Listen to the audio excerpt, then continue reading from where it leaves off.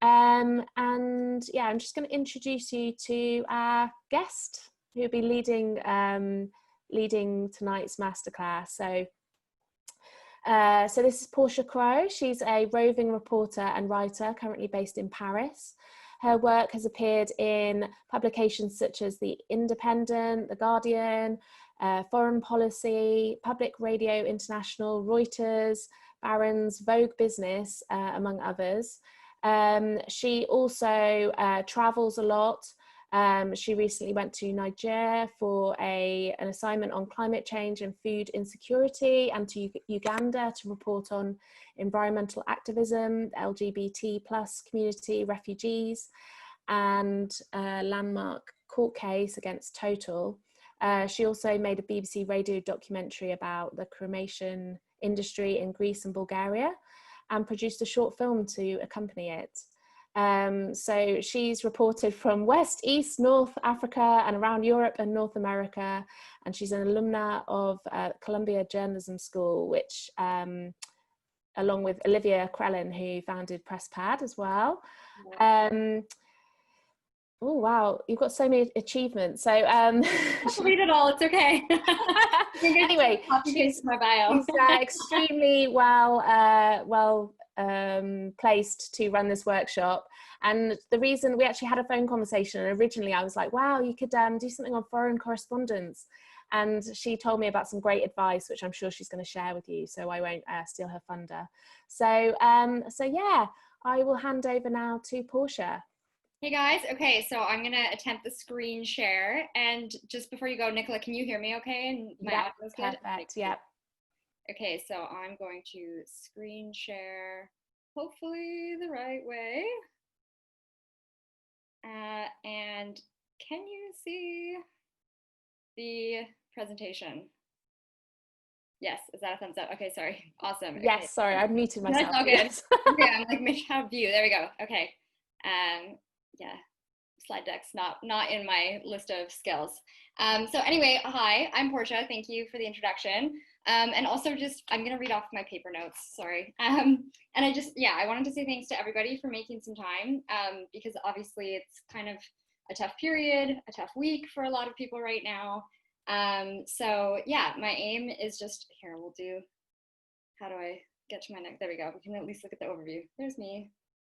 And I'll just say, so my aim is just to kind of light the spark for you guys today, hopefully open your minds to the possibility of business journalism, and just to show you kind of where it could take you. So ideally, this will kind of help you navigate the worlds of freelance journalism, foreign journalism, business journalism, and I just really want to encourage all of you to consider those industries because, like much of journalism, they are in dire need of diversity. And I'll mention this again at the end, but I'm also like open to answering questions afterwards. My DMs are open on Twitter, and I'm like happy to sort of do an informal or formal mentoring thing, especially with like Black and people of color journalists. So anyway, this is, as you can see on your screens, what we're going to be talking about for the next little bit. So starting with a brief overview of me. So I kind of like finished my undergrad degree and went to West Africa and just freelanced. I did an internship with a really cool local radio station in Kumasi in Ghana, and decided like I really like traveling and I like telling kind of diverse stories from around the world. Then I went to journalism school. And while I was there, I got this really great piece of advice from a career advisor, which I think is what Nicola was probably referencing, which was just to consider business journalism if at all you have any interest whatsoever, or if you could see yourself ever having interest someday. Doesn't have to be your whole career, but she just sort of said, partly because I was a foreign student in the States, I'm Canadian, and it was sort of like a more likely way to get a visa. It's just there are a lot of jobs in the field and that sort of thing. And she just said, you never know, like having a niche, it's kind of a niche that will always be in demand. And so you just never know, it might serve you someday. So then I ended up actually kind of falling into a fairly niche finance career. So yeah, covered investment banking in New York and in London for about 4 years. And then I was living in London 2 years ago, and I decided to go freelance again. And yeah, I just really haven't haven't looked back. I wanted to go back to my original goal of kind of being a foreign correspondent. And this freelance seemed like the most straightforward way to do it. But that said, haven't looked back, but I still do a lot of business news. So first of all, business doesn't have to be scary. So lots of journalists like writing at school. They're writers. They maybe think that they're not necessarily numbers people. I certainly wasn't. But, you don't have to be like a maths whiz to get into business journalism, basically. So, as a journalist in any field, it's your job to ask questions and to be inquisitive and to learn new things all the time. So that's not something that you need to be embarrassed about doing as a business journalist. And if you're an early career journalist or really at any stage in your career, in any career, there's a good chance you're going to have imposter syndrome if you're anything like me and a lot of people I know. So it doesn't, it's something to anticipate regardless of whether or not it's business. So I just think I just really want to encourage people to think about it.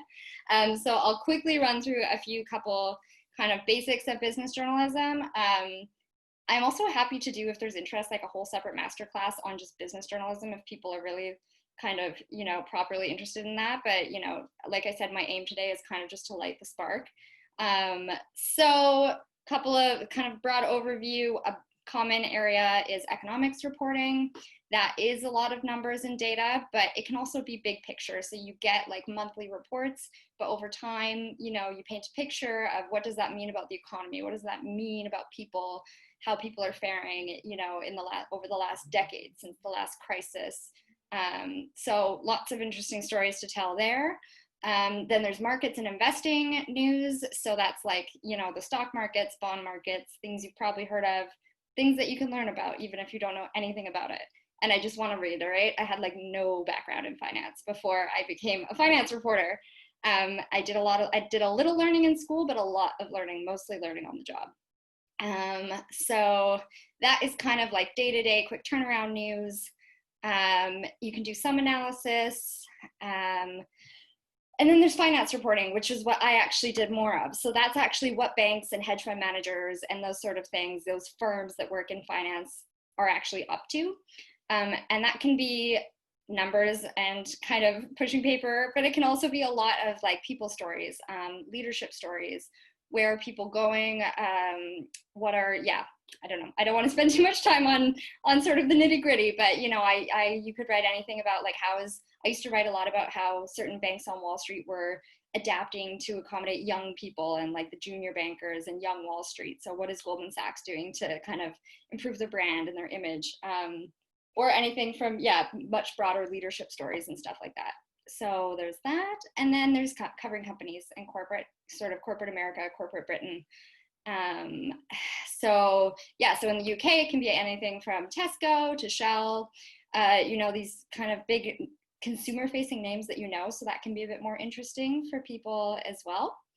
And again, these are often stories about people and leadership and strategy, and they can be deep dive stories that you spend months on. So one of my old colleagues at Business Insider used to cover Sears. I mean, she covered I think she still does cover all of retail, kind of quite broadly, but she would really do these deep dives and dig into, I liked the screen grab here. I liked the photo because it's sort of it can be quite dramatic. And I took down the screenshot of the lead because it was a lot of text, but look up her reporting. It's very dramatic, anecdotal leads of people getting in fights in the boardroom and running out, and so it can be fun. That said, business journalism can also take you around the world. So, and the other thing previous slide, there's also personal finance. There's lots of different sort of worlds within business journalism.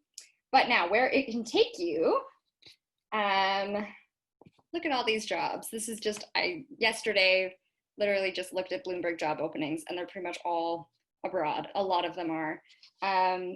It's not just Bloomberg, you've got lots of sort of the traditional business companies. Sorry, I feel awkward reading off my paper. I just, with the screen share, had to use it. So anyway, so with companies like The Economist, FT, Reuters, all that kind of stuff, I mean, these three in particular have all had openings in sub-Saharan Africa in the last year. And, and the Wall Street Journal also has openings around the world.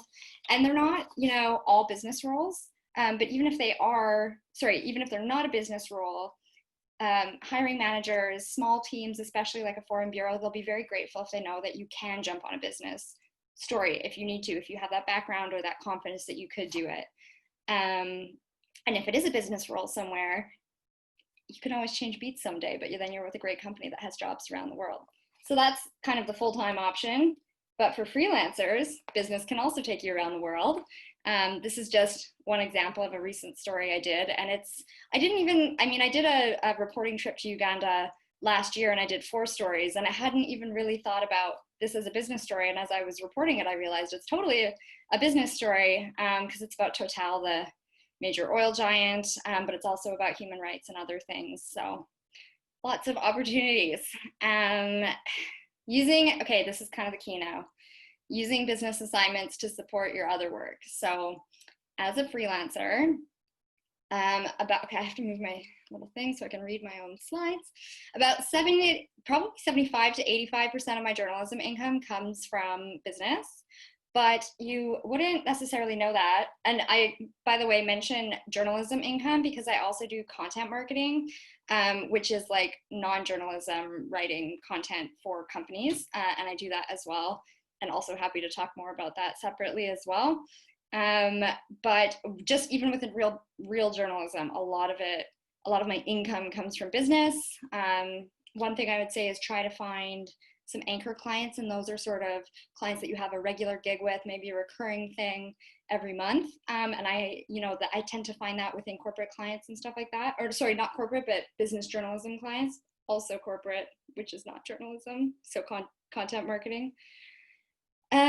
Anyway, but you wouldn't know that that's sort of the way that my finances break down if you looked at my website or my personal branding. So instead, you'll see things like BBC, Foreign Policy, Al Jazeera. You'll see me in Niger, as Nicola mentioned, Greece, Uganda, Tunisia, stuff like that. I can do LGBT stories, refugee stories, feminism, politics, anything that has nothing to do with business at all, but I do it by paying the bills with my business journalism. Side note, because essentially a lot, and I'm not calling out any specific publications, but a lot of mainstream publications aren't really going to pay you very much for foreign news, and specifically if you're traveling, they don't always pay your expenses, your insurance, and your safety training. So I just wanted to quickly mention, for freelancers, there are organizations that can help, and I just threw up a couple here, but Rory Peck in the UK, Frontline Freelance Register, the IWMF, the Overseas Press Club is based out of the States. They do grants, and also, they do, I'm sure that there'll be other presentations on this stuff more, but they do grants for safety training specifically, and I've done that with Rory Peck before, so recommend it. But anyway, back to business. So the way that, my kind of financial breakdown way that you kind of pay the bills while also doing the stuff that doesn't pay very well, niche trade publications. So something like, I know tech journalists that do this too for very sort of B2B, which means business to business sort of trade magazines about the tech industry. For me, it's typically finance.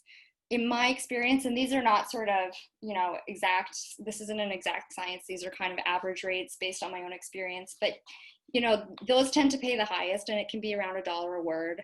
A more mainstream business publication that's not, totally niche, a little bit less, but like I say, for some reason, most of my clients are in the States. So I'm thinking in dollars here, US dollars, but sort of 50 cents to 75 cents per word. And then, like the mainstream, not business, kind of broad publications, news, British papers, that sort of thing, it's more like 25 cents a word. So just a little breakdown, something to think about. What's next? So this is the stuff that you probably won't see me necessarily like promoting as part of my typical brand. So don't get me wrong though, like some of these editors and clients are really amazing to work with, and it's like a very good working experience. But yeah, it's not something that I'm probably pushing out as much on my Twitter, wanting people to be like, oh, Portia, she writes about currency fluctuations, you know? So, but also like no shame if you're super into that, because lots of people are. The trick is in sort of striking the right balance with your brand. So you want people to be able to find you and like recruit you for gigs from both worlds. So I change my bios a lot based on context. I do like obviously a more business heavy bio when I'm pitching or reporting a business story, vice versa if I'm doing something more international, foreign correspondent. So yeah, I could brand myself alternately as a foreign correspondent, a radio producer, like a sub-Saharan Africa person, a business reporter, a finance reporter, an investment banking reporter, a Paris correspondent, because I'm based in Paris currently, but so the list goes on, and there's like no shame in sort of playing with that, I think. So this is just my About Me, which is my very basic personal website. I haven't invested the time or money in doing a better personal website. That's like a personal choice. Some people recommend it. Anyway, so this is my basic About Me page. It's pretty all-inclusive, but you'll notice the business stuff. So, you know, the stuff that actually pays like 80% of my bills or more is quite far down. But on the other hand, you know, if you looked at my LinkedIn, it obviously lists past jobs and past experience. And so that has a lot more of the finance stuff. So that enables people who are maybe looking for an investment banking reporter, someone with financial expertise, that sort of thing, to be able to find me. I hope I'm not speaking too quickly. I'm like conscious that we want to have time for Q&As. I'm gonna like take a second and breathe. Okay, so branding is important, but at the end of the day, it's your reputation that will get you the work. This is not unique to business. This is anywhere. For me, it took time, but nowadays I get a lot of work through word of mouth and recommendations from people in the industry. It's equally important to do a good job of your own assignments though, especially like if it's the first one with a client, so that your clients keep coming back. So yeah, these days for my business work, I rarely have to pitch for it, although in the pandemic it was kind of an exception. I think a lot of people lost regular clients and that sort of thing. But typically I have enough clients who see me as kind of a safe pair of hands that they can come to me when they need something done quickly and professionally. So that's the most important kind of like branding that you can have, is that you're professional. So brings me to my first point, be professional AF. Don't miss deadlines, be clear about the deliverables and deliver them. Make an effort to follow the publication style. Editors appreciate stuff like that. Respond to feedback if it's given. And yeah, like I say, editors just want to know that you're a safe pair of hands basically, and that they can trust you and come back to you again. And of course, like problems will come up, but try to make your first interaction with a new client a good one, or as smooth as possible, so that that's like kind of the memory that they have of you and they remember you in that light. But at the same time, you know, if you do need to adjust a deadline or something, just try to do it as early as possible with as much notice as possible. Because essentially there's a lot of freelancers out there, but not everyone is reliable and professional. So that can help you stand out, especially with corporate clients. And it will kind of encourage them to respect you more and hopefully pay you more, because people will pay for quality. But that said, at the same time, so be good, do a good job, but also don't sell yourself short. Don't work for free, obviously, don't work for free.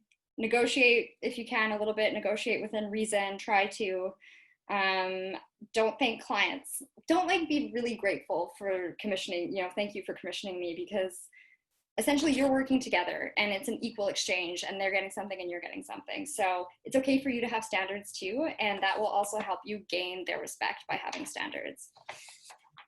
So business journalism is kind of a more stable, kind of recap here. Business journalism is kind of a more stable field to be in, and typically it's more stable in a crisis. So for example, a global pandemic, clients tend to still have budget. So it's good to have to fall back on. As my career counselor told me back in grad school, people will always pay for smart, accurate business news. So if you're helping somebody make like a major investment decision, or, you know, anything like that. They want quality content. So it's a stable niche. And yeah, I had to stop traveling during the pandemic, obviously, as everyone did, because flights were canceled and safety regulations. And I also lost some kind of other anchor clients and that sort of thing. So I started just really cranking out articles on real estate and financial management and stuff that I can honestly just do from the comfort of my flat with my pajamas on, like this guy, if I want to. So, you know, stuff that you can do by phone. I also wrote a few non-business stories as well. Yeah. But for four business publications, so like Business Insider and Market Watch, I had relationships with them already. And they were publications that had budget for freelancers, even in kind of like the real tough months, in the last couple of months. And I just wanted to end with some resources as well. How am I doing on time anyway? Okay. So these are some newsletters that I really recommend for freelancers across the board, but also if you're interested in business, you probably recognize some of these names. They all have really good advice for thinking of yourself and your work as a business. So great if you're thinking about freelancing. And they also, all three of these people do exactly what I'm talking about here today, which is kind of having a side hustle or a niche in a well-paying area that will also kind of help fund your other work. So Jen Miller, for example, I think she's American. Yeah, she's based in New Jersey. She takes on, it seems like, a lot of like med tech assignments and stuff just based on her newsletters. But her real passion is running. So it doesn't just have to be foreign correspondent stuff. It can be anything. Anna Quadrierato really likes music journalism, but, you know, as probably lots of you already subscribe to her newsletters, you know, she does content marketing and all kinds of other side hustles. And so all these people have good advice on how to make that work. And also these are just a few. I subscribe to like probably 15 freelancer newsletters a week, probably far too many, but happy to share more. I'm also happy to share other resources and also contacts. So if there's kind of like a specific thing that you're looking for, I am, you know, happy to help make connections as well in the industry if I can. And also wanted to mention, I'm always happy to answer questions after this as well, especially, as I said, from Black journalists, people of color, women, because, you know, like I said, like business journalism is pretty like white, pretty masculine. I'd be really happy to take on a few mentees, as I mentioned, specifically Black or people of color journalists, because like I said, both of these worlds of business journalism are blindingly white. So do just literally hit me up if you fall into these categories. I'm not going to put my email address because I just don't want to get on like some spam thing. But I think like PressPad will share these slides, and if not, I'm happy to share them. But on Twitter, my DMs are open. LinkedIn, like, you know, ask the people at PressPad, like literally we'll figure it out. It's not hard to, you can get creative. You can probably guess my email address. So yeah, please reach out, and I guess I'm happy to take questions now. I'm going to end the screen share, and I think maybe Nicola or somebody else is going to jump in and field the questions. I forgot already, sorry. It's Io. Hi, yeah. Io is. First question on the list I see is, just to clarify, is business journalism the same as financial journalism? So, okay, it's nice to hear other voices. I gotta say, I kind of felt like I was just talking at my computer for the last hour. Hi, Io. Financial journalism is a kind of business journalism. Yeah, don't like worry about kind of the different categories. It's stuff that you'll figure out. Okay. It's a type of lots of kinds of business and economics journalism. Finance is a little bit more niche. Okay, then. The next question is, having never studied business, do you have any advice on building up enough basic knowledge just to get started? How much do you need to know about business as a baseline? Yeah, so I didn't study business either. And I think I took like a 7-week kind of course as part of my grad studies in business journalism. Which was like kind of just the syllabus was kind of that slide I shared at the start.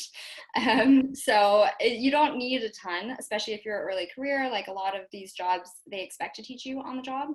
I read a lot though. I read a lot of books in the beginning, and I should have done a slide and I'm happy to kind of, you know, follow up afterwards. But some of the books that I did read early on, yeah, it's probably better if I just do I kind of do a follow up and list them rather than trying to rattle them off the top of my head. But there's lots of stuff. And also, like, it depends, yeah, if you're going into a business job or applying for a business job versus if you're going to be freelance. Because, like, one of the things in my bio, like, I've written for Vogue Business, like, you don't really, it doesn't have to be like, oh, what is like an asset manager doing today? Like, it can be kind of broad reaching. So it depends what you're interested in. But I would just say, the other thing I did in J school when I decided I might consider this whole business thing was I just started reading like the Wall Street Journal, because I was in New York, but in London, I would recommend the FT. It's kind of an expensive subscription. I don't know if you're at J school, they probably have them that are, depending on which schools you're at, they probably get them there. Yeah, I would just read as much of sort of the press as possible, and then you'll get a sense for what a story is and what's interesting and that sort of thing. Okay, great. I think next question is, what was your lifestyle like just starting out with that first job versus what it's like nowadays? I started as an intern at Business Insider, so in Manhattan. So that was a bit tough. I think they pay better these days than they did when I started. That said, you know, I progressed over kind of the 4 years, and so I was kind of like in a decent place in my career and like my lifestyle and financially when I decided to quit and go freelance. So I definitely have less income now, but for me, it was just a trade-off and part of that is because I'm not just hustling 24/7, chasing the only assignments that pay well. Part of that is because I'm like funding, you know, a reporting trip for myself to go and do the kind of journalism that I want to do. And also that kind of advances my brand and my career in the way that I want it to.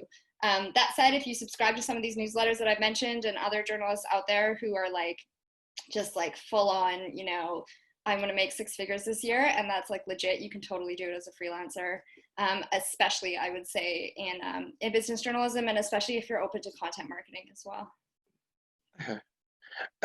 Next up is tips on how to pitch to editors and what they are looking for successful pitches. Okay, in business, I guess it's kind of hard to do a follow-up for me to, or maybe they can answer right away, or in general. Okay, pitch tips. There's lots out there that probably smarter people than me have commented on this. I actually did a 1-day workshop when I started freelancing, and she kind of had this like perfect rubric of like exactly what your email should look like. And what's his name? The New York Times, Tim, the New York Times style editor, has been doing a lot of webinars recently since the lockdown, and he's had editors giving their exact desire for what a pitch should look like. And Anna Quadriorato's done a whole like 4-part guide to pitching. So there's lots of like resources out there, but my personal tips, if it's somebody I don't know, I do a 1-sentence like, hi, I'm a safe pair of hands, which is like, I have written for this, this, and this, and I do this. And it's like not a whole bio, it's like 1 sentence, just to show that like I'm legit. And it, you know, like you don't have to be that legit either. It's going to be like, you know, relative to your position. And it gets easier with time, obviously, as you get more work. So I do that.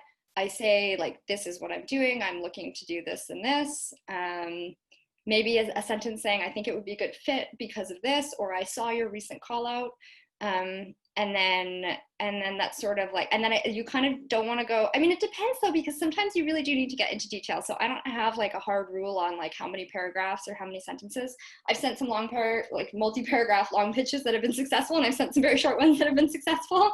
It kind of is just like anything in journalism, don't be more verbose than you need to. Try to be as succinct as possible, and then just leave it with like, happy to tell you more.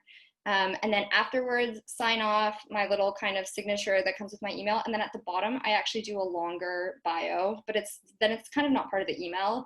I say like, about me, and it's kind of like gray instead of black. And then it just sort of looks like not really official, but you know what I mean?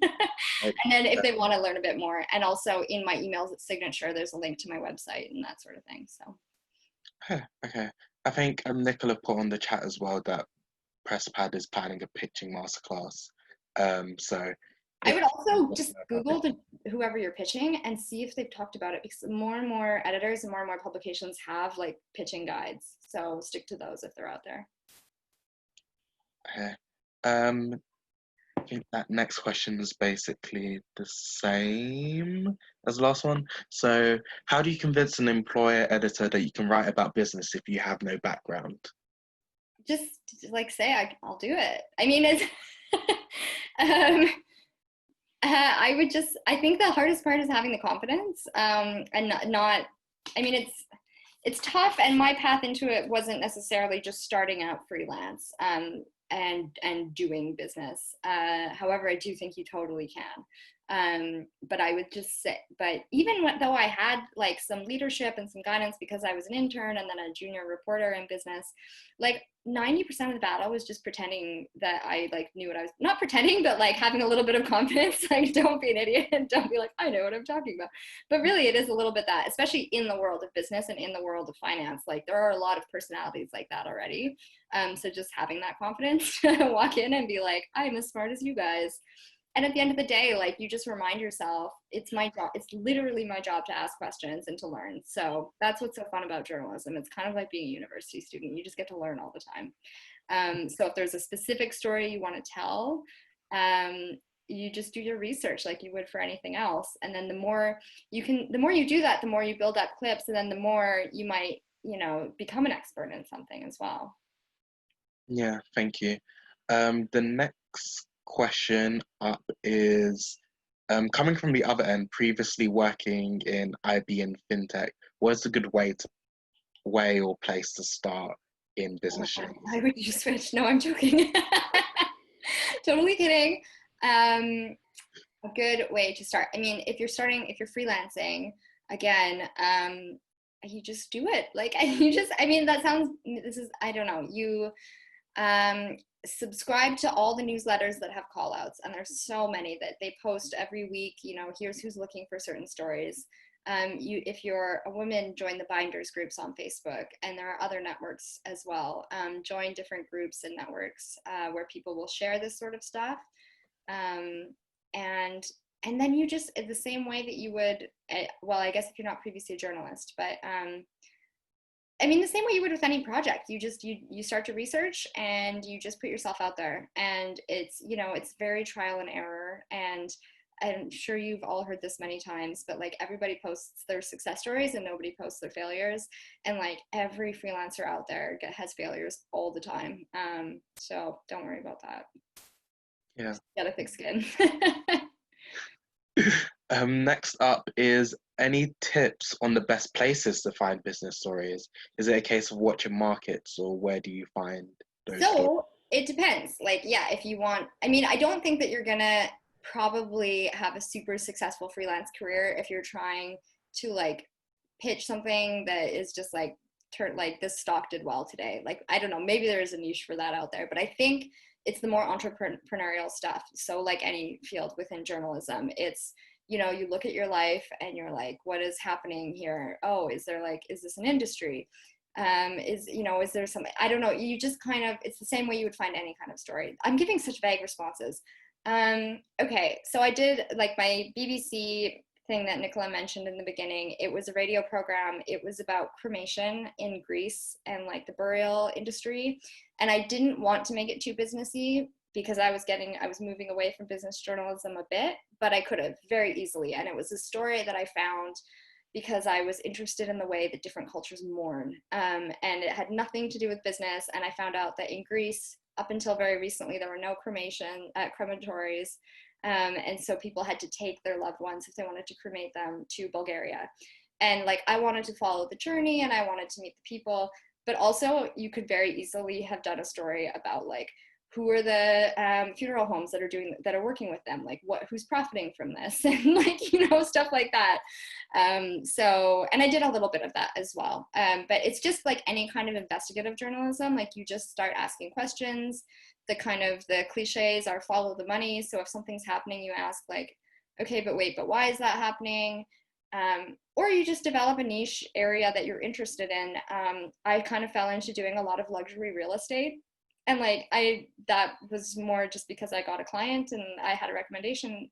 But now I literally see real estate stories everywhere, like all the time. And and now I enjoy it and I find it interesting, but I never would have sort of set out in my career, like thinking like, I'm going to walk around the world and like think about real estate. But you know, since the pandemic, I think I've done 4 or 5 because everything is being affected by it right now. You know, a lot of people have like are looking to move out of cities, and they're looking to they're looking to move to the suburbs instead of, you know, the city center, and priorities have shifted and people want to look more domestically instead of looking abroad. And, you know, so it can all be business is what I'm trying to say. And then I took that idea and I rolled with it for the other publication I mentioned, the Financial Managers CFO trade publication I write for sometimes. And I thought, what does this mean for businesses and financial managers? Not the residential real estate side, but the office space. And so I did a story about like how you should think about your office space in your commercial real estate if you're a financial manager, which is like very niche, but it all is kind of just life right now. And it can become interesting.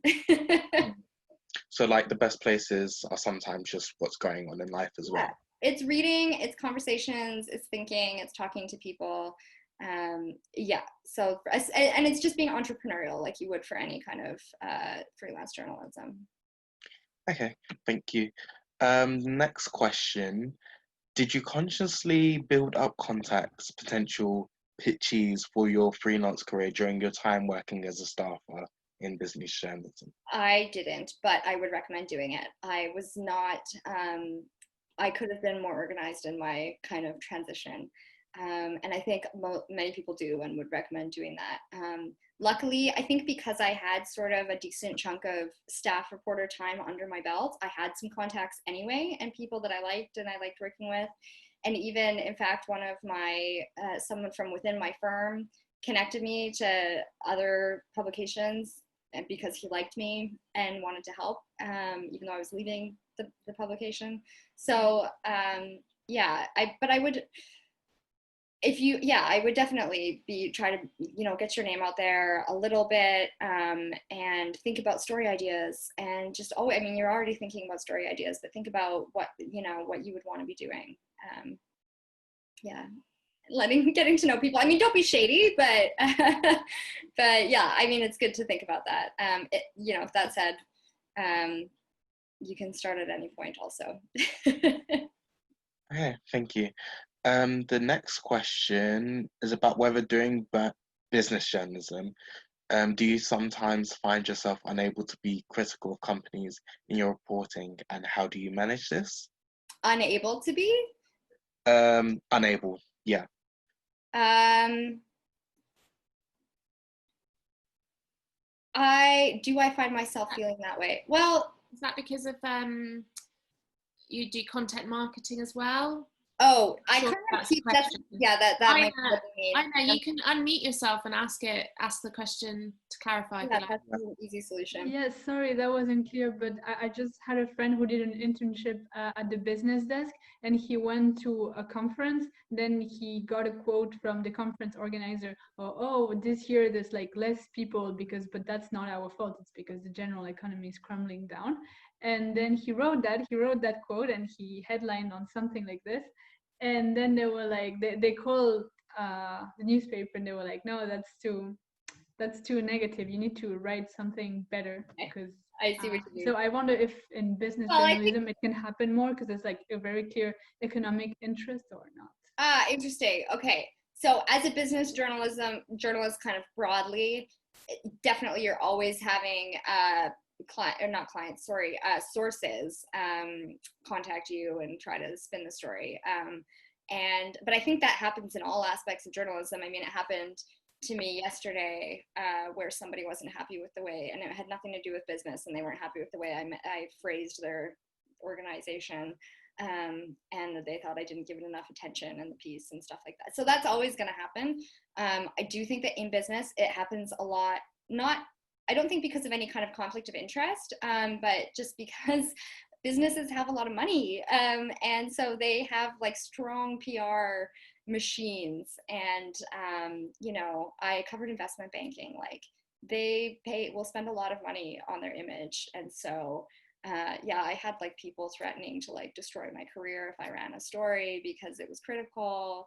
And then like I would run the story, and then they would call me the next week and be like, oh, sorry, we were so hard on you this time, like let's work together again soon. So it was sort of weird, but yeah, so it can be tough. However, it's not always that way, and I think, I mean, I do think that it's important to hold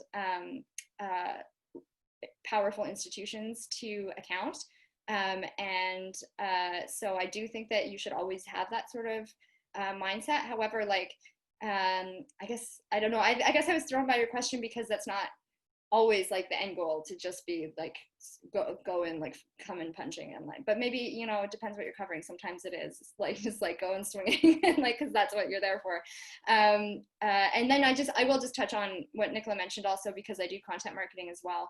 I try to keep a fair, everyone is going to have a different sort of like ethical take on this, or you know, have their own sort of like wall that they keep. But for me, I do try to keep a division. I don't like write for companies that I cover or that I used to cover. I try to keep those worlds pretty separate. And I think most people I know do, but I will just say, like, most freelance journalists I know do some content marketing. So you just have to find a way to to make it work, because unfortunately that's just like the reality of the industry right now. Okay. The next question, I'm not sure whether you want to answer now or do you want to put as a message later. But someone asked, what books can someone read about business journalism? Yeah, I mean, I could like walk to my bookshelf and like, but it's probably better, just mainly because I'm gonna like forget the author names or something. I don't want to embarrass myself. So I will follow up, but like it depends what you're interested in. If you want to know like Wall Street, then you know The Big Short, you know, or you could watch the movie, but you should read the books too. Michael Lewis is a very well-known writer. There's some, you know, I covered investment banking, so there was some kind of like all-time classics about the investment banks or about, you know, big deals and stuff that I read. But it depends. I mean, you could also just sort of read books about, you know, investing and markets and stuff like that. But books are important, but also like really do read business media. Even if it's just following a lot of business journalists on Twitter and seeing what they talk about. Although, as a member of finance Twitter, it can be really stupid sometimes too. So I don't know if that's the best advice. Okay. And I think Nicola added that with an email we're sending afterwards, it will have your recommendation books. So okay, perfect. Yeah, and also like if you want to follow up, like I mentioned earlier, you can ask the folks at PressPad how to get in touch with me, or you know, slide into my DMs or whatever. That's fine. Okay, I'm just going to look at the questions from Facebook. What's the hardest assignment you've had, both abroad and within business journalism? So both, like all wrapped into one, or separate? Or I can just choose. Oh, do it separate. Okay, so the hardest assignment I've had outside of business journalism was when I recently went to Uganda. Late last year, I did a story, nothing to do with business, but it was about child unaccompanied minor refugees in northern Uganda from South Sudan, which like in and of itself is a heavy topic. But ethically, there was a lot, and also like morally as a human, I had a lot of questions about interviewing children that, like, by the nature of their circumstances in the story, didn't have a guardian with them, or if they did have a guardian, it was like their foster parents, which were a part of the story, or the NGOs that were looking after them. And so there was a lot of sort of, how do you get the truth out of this story and get the child's perspective, but also do it ethically in a way where you have somebody present so that they don't feel, and like, so I, you know, I had to have a lot of conversations and a lot of thought about you know, how to present myself and to be really clear that I'm a journalist and here's what that means, and you know, the internet, and that's where this is going to end up, and you know, and like be really, really forthcoming about that. And then even I decided the story was worth telling because Uganda hosts the most child refugees in the whole world, which, like, I don't think people know that. Well, this is 2018 data from the UN. Uganda was the #3 host of refugees in the world. this is like a landlocked country in East Africa. Like it's not, you know, one of the countries you hear about very often when these conversations come up. And it's certainly not like the United States or like Europe who say like, oh, we can't afford to host any more migrants, where it's like, you know, it's like Uganda. So anyway, and then within that, being the third largest host of asylum seekers and refugees, they also, have the most unaccompanied children. So I felt like it was worth telling. And so I had to kind of like, you know, think a lot about how to approach it. And then in the interviews, I had a couple of instances where children told me that they didn't feel safe or they didn't feel comfortable with their circumstances. And then I also had to then think about how to handle that information. Like, do I approach the NGOs? If some of the children specifically asked me not to, when I said like, have you talked to, you know, your guardians about this? No, I don't want to. Like, so do I do, you know, so it was just a really tough story. Anyway. And yeah, happy to talk more about those kind of ethical dilemmas someday. Within business, toughest story. Actually, you know what? We'll keep on this theme. I did a business story of sort of ethics. In London, there was this guy who basically kind of made himself famous by pranking the CEOs of investment banks. Later on, he went to do it with like he went on to keep doing it with other people, politicians and stuff. But it all started like, and so he kept basically tricking like these very powerful people into opening emails that were like, they thought were from other people, but they were just from like made up Gmail addresses and stuff. And like, they would respond and say embarrassing things and stuff like, and then he would like send them to me to publish and to other journalists, which was kind of funny. But, you know, then it all started because he was really angry at a particular bank for the way he had been treated, and he had a gambling addiction and he lost a lot of money and he felt like the bank hadn't handled it well. And he basically just wanted an apology, and so in the end he pranked the CEO of the bank instead. But it's kind of a fun story, and he was quite happy to talk to me. But I also felt like this ethical, like, okay, it's in my interests to publish this. It's in my interests to probably convince him to let me publish his name. It's probably not in his best interests. And also, he got very addicted to this whole game that we were playing of like, there was like a period where every morning I'd wake up to an email and he'd be like, I got another one. Here's the CEO of Morgan Stanley. And like, obviously it's my job to like be like, oh, that's a scoop, and I'll publish it. But also I wanted to find a way to be like, do you think you're maybe getting addicted to this now, and to the attention and the press coverage? And like, it was very hard. And like, because, you know, in any kind of field of journalism, you have to not become someone's friend. Because you don't want to create like a false sense of dependence. So that was another tough one to navigate, where it was sort of like, we'd spoken on the phone a fair bit, so I could sort of say like, you know, you were upset in the beginning because of your situation at home, like, how's that going? How are your relationships? Like, kind of hinting like, is this, you know, like, and in the end, I also did make the call not to publish his name, and in the end, the Daily Mail did. So I don't know if I did the right thing or not, but tough one. Yeah, those were definitely both tough stories. Yeah, and they're kind of the same problem at the end of the day. Like, how do you treat your sources? And one of them is like, you know, a super niche finance thing, and the other one is like child refugees. But at the end of the day, it's just journalism. Another question from Facebook. My impression of the business industry is that it's very male dominated. If that's true, how do you, as a young female, deal with that? Yeah, it's super tough, and certain parts of it more than others. And I would just say, like, you make other female friends and you talk about it with them, and you also share stories.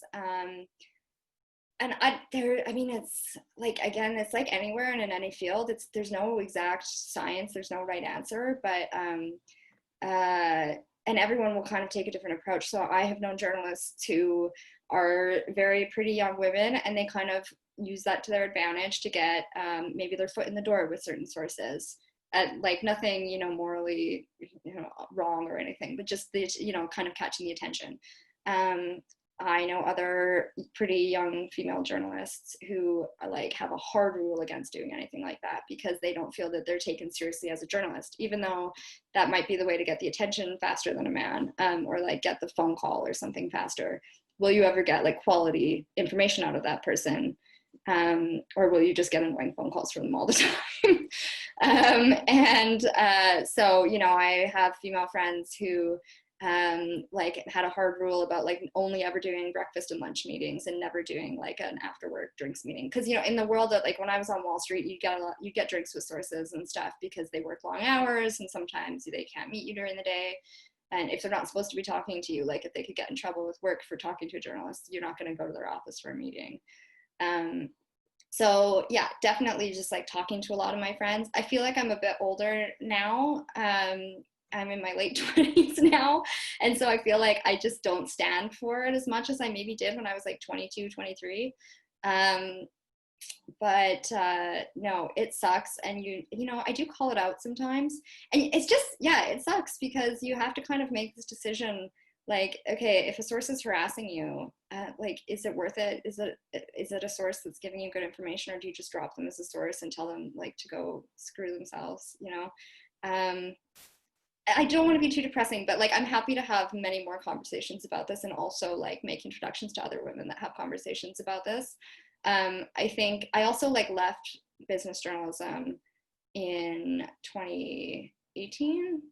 So like 6 months after the Me Too, I mean, I didn't leave it, sorry. Like I left like my finance job covering investment banking. I still do it, but now I'm freelance. I can kind of pick my sources and my assignments and stuff. So I don't deal with it nearly as much now that I'm freelance versus when I was kind of on a beat dealing with the same people all the time.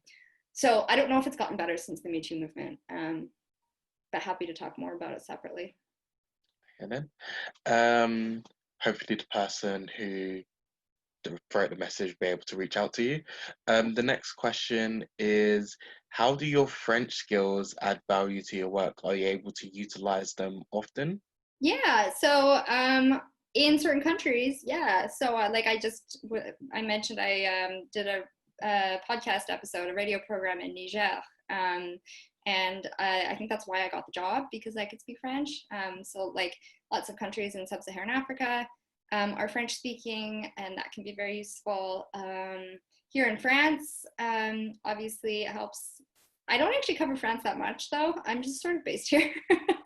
I used to be based in London and my visa expired, so I moved to Paris, but I just wanted to be in Europe and sort of, you know, in this part of the world, it's very, you know, I'm not going to be like hopping on a plane to many other continents if I'm based in Canada, though Canada is a great country.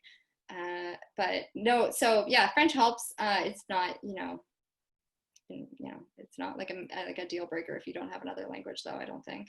That said, if you're gonna like go and move somewhere full time and be a foreign correspondent and like cover a country, obviously you should try to learn the language if you're like committing to that, and you should also not just the language, but just like learn the culture, learn the history, learn the customs, make friends with people from there. And so I have done stints. Well, I mean, I guess I'm a foreign correspondent here, but I don't really cover Paris that much. But, you know, like I've done, you know, stints in other countries, and you want to definitely try to learn the culture and not just be a foreigner looking in as much as possible. Okay, thank you.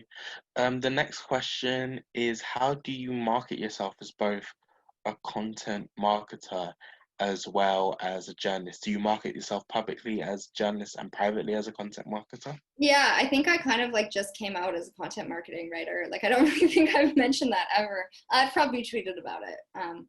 And yeah, it's like there's a lot of sort of judgment around it, or there used to be. I don't think there should be any shame because, like I said, some of the best journalists I know do it. And it is like just really a reality of, you know, I wouldn't be able to go and tell stories about, you know, South Sudanese unaccompanied minors in northern Uganda if I didn't do some of this stuff.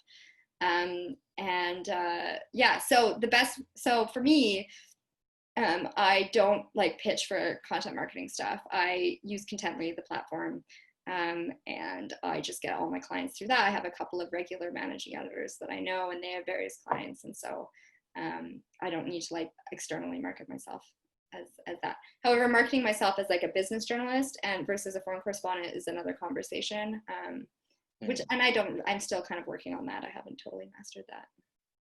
Okay then. Finally, as a final question, which is on here, you mentioned business journalism is a very masculine area, how do you deal with that in terms of like editors and stuff like that? Oh, yeah, that's a whole other conversation. So previously I was talking about sources. Yeah, it is. Well, one of the things is that I hope that I will encourage some of you people who are maybe not all men and also not all white people to go into the industry. But no, it is, and it's tough. And I think you can have really great male bosses, obviously. However, everyone knows that like if everybody in a decision-making position looks the same and is like the same age and like has the exact same demographics, like there's going to be something is missing. Like you're not going to have that diversity of perspective and thought, and that can play out in like very real kind of like ways, like in terms of coverage, in terms of how people are treated, usually like totally accidentally and not without, you know, people don't realize that it's happening. And yeah, I mean, so we're talking about women specifically, and obviously I can speak to that more than race issues, being a white woman. I would just say that there's a lot to be said for sort of like being a guy and acting like a guy, and like, you know, I did actively learn about football and like whiskey and cigars when I became a business reporter, a finance reporter, because I wanted to have conversation. I wanted to like be able to like shoot the shit with people about this sort of stuff.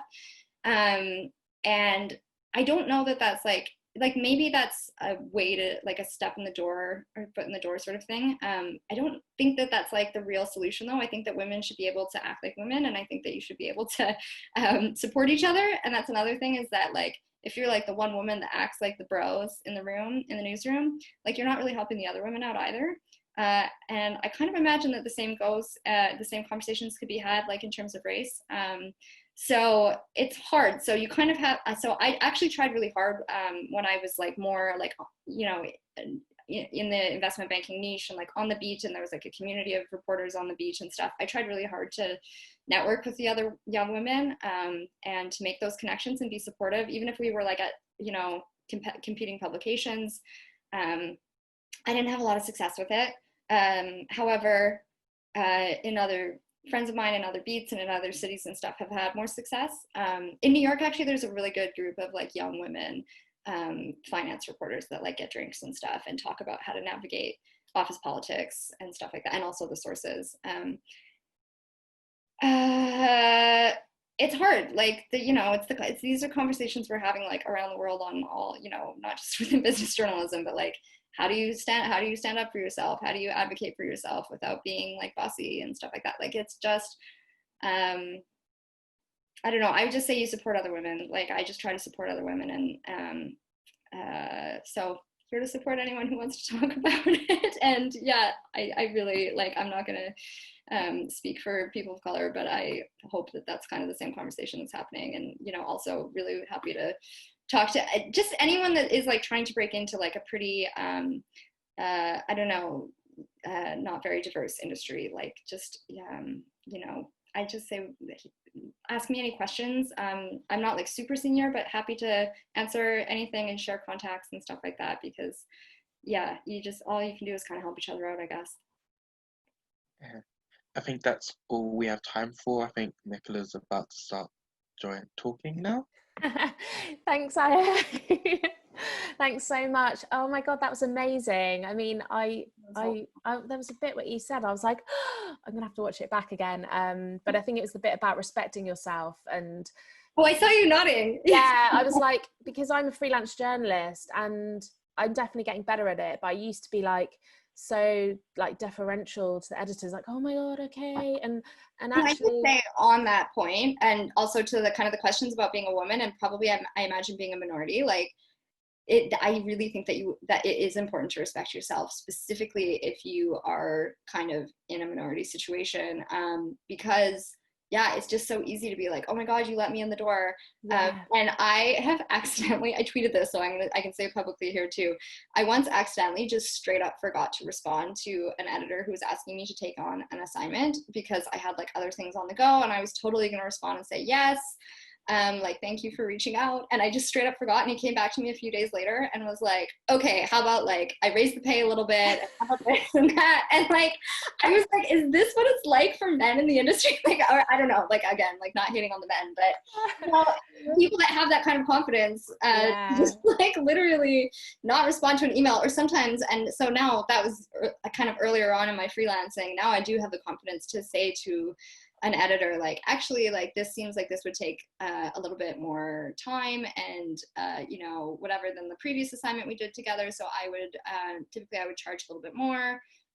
If you can just show numbers, like, you know, other clients would pay me this much for this amount of work. So I'm going to have to say no to this one because my time would be better spent. Like, and you can be nice about it, but like, it really works as well. Like, I have noticed, I really did it recently and asked for like a lot more money than I normally would, and it worked completely. I was like, damn, I don't even say why. Ask for more. It's like so scary, but I've gotten to the place where I'll just be like, yeah, I can do that, but can you do it for this instead?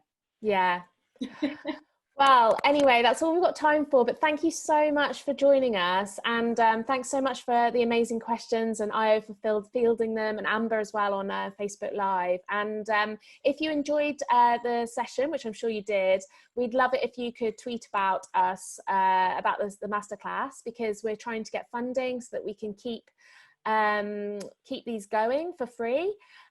So we need to prove that we're being awesome and we're helping as many people as possible. So if you can tweet about how much you enjoyed it, Io's going to put the link.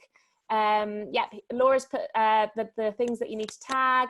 You can also tag Portia, and Io's going to add that now, so you can tag her and also follow her. And then next week, and reach out. Oh yes, and also DM her. And also we would love it if you could fill out the feedback form. It takes just a few minutes and it really helps us. As I said, we're applying for funding all the time now. So you can really help us by filling out the feedback form, which I was going to put in the chat.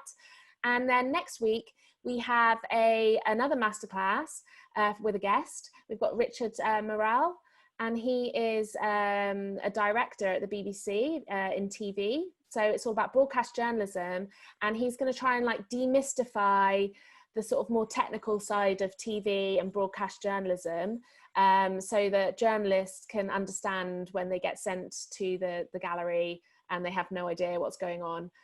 So if you really want to get into broadcast journalism, you cannot miss next Thursday at 7 p.m. as well. So we'll put that link as well into the chat. And thank you so much, Portia, for your time. Like, it was amazing and so useful. And everyone make sure you go and follow her. Is there anything else you'd like to, is it just a Twitter? No, just like really, please, I would love to have more conversations. Yeah, oh, that's good. Yay. We always want that. Oh, people are writing thank you into the chat. So I don't know if you can see that, but lots of thank yous. Don't have it up. Can I read through the chat after? I think I can save it. So really enjoyed that. Awesome. So thank you so much again. So make sure you fill out the feedback form and do tweet about us, or Instagram stories is fine as well. Oh yeah, I'm not on Instagram. No worries. We're trying to get more Instagram followers, so I don't know if I said this also, but like Twitter is just a great resource, and I'm happy to talk more about that. It is really good. And also you can follow, subscribe to our newsletter, which it's going to start going out every week, because we want to become one of the places that people rely on, a little bit like the ones that you were talking about earlier, because I love some of those that you mentioned. And so please do subscribe to our newsletter. It's where you'll find out about all the masterclasses, and also we do Q&As. So on Wednesday next week, I will be interviewing Nadine White, who's a reporter at HuffPost. And yes, we've got an exciting week next week as well. Okay, we'll wrap up then. Thank you so much, Portia. And thanks so much for coming, everybody.